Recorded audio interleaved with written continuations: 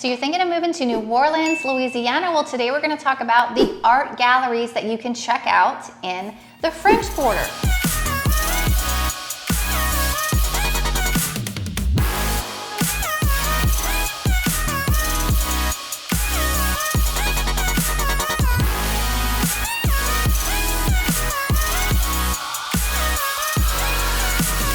So if you're looking to move, you have come to the right place.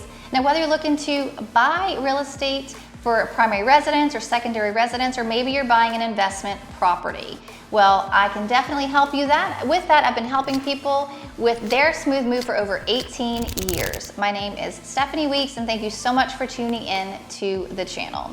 My goal is to make sure that I am keeping us educated on what to do, where to go, and what to expect for New Orleans and all of the surrounding areas. So like I said, today we're talking about art galleries, the French Quarter, so I'm gonna kind of go through and we're gonna take it from there. Now don't forget to like and subscribe, pretty please. All right, so there's not a shortage of art galleries. And I have to tell you, like, I could be wrong, okay? But like if I envision, and probably someone's gonna yell at me for this, and that's fine, But like I envision if I'm going to New York, which I love New York, but I really don't spend a lot of time in the art galleries. I mean, I've been to a few of them, but I don't kind of envision like the diversification, shall I say, of like how different the art is in New Orleans and the French Quarter than some of the other areas. And I think it's really, really cool. So even if you just spend an afternoon and that's what you're doing is hitting up the art galleries, I really don't think you're gonna be disappointed. And if you do, be sure to come back and comment and tell me which ones were your favorite, and do you agree that it's so diverse and amazing what these people are doing and coming up with. So the first one that comes up is Studio B, and that's BE, and that is in the Bywater.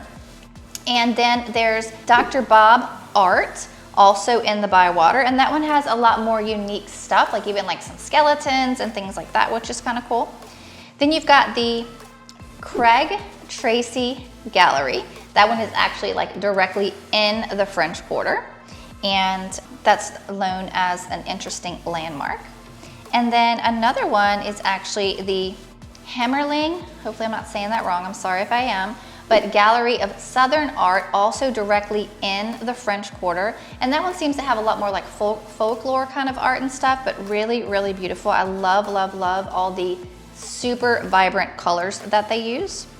Another one is the Rodrigue Studio, and that one's also in the French Quarter. What I love about this one is I'm kind of super OCD, and so I love that when you walk in, it's really got that true, like, I hate the stereotype, but like art gallery kind of vibe, where it's like the white walls and the clean floors, and it's not cluttered at all. And they've just got, you know, like the framed art and just so much vibrant color, and I love that. And another one is the, gosh, I'm messing this up too, Caliche, C-A-L-I-C-H-E, Caliche and Peo Gallery. Guaranteed to screw that one up. Another art gallery directly in the French Quarter, and another one that's, you know, just got like the white walls and the super vibrant paintings with and without frames on canvas, super clean flooring, things like that. I don't know about you, but like, gosh, I just freaking love vibrant, bright colors. Another one is the Arthur Roger Gallery, and that one is in the CBD, or the Central Business District. And that one has some more unique things, like actual literal like art that's like standing on its own, and like really 3D multiple things. They use different metal and stuff like that. And let me share a quick little story and an idea with you. So if you ever think, okay, well, I can never afford some unique and original art. So, and I've thought like that in the past as well. So what I did, and this is totally something I'm sure you could do as well, I had an idea, and I was like, well, I saw these two small pictures, of course, super vibrant and colorful, and they were of flowers, like different kind of flowers. And I thought, this is really cool, but gosh, it really needs to be like dramatically like 100 times bigger. And I really love the 3D effect, so I really want it to kind of protrude. So I asked some different friends and who had any kids that were super artistic. Now my daughter's super artistic, but she was really young at the time. This was like 15 years ago. And so I found a friend, her daughter was 15, and she said, oh my gosh, I can absolutely make that for you. And yes, I can make it 3D. And it's two big bold, beautiful, like three-dimensional paintings that I have in my media room set up against a dark, dark brown wall. And 15 years later, I still absolutely and completely love this art.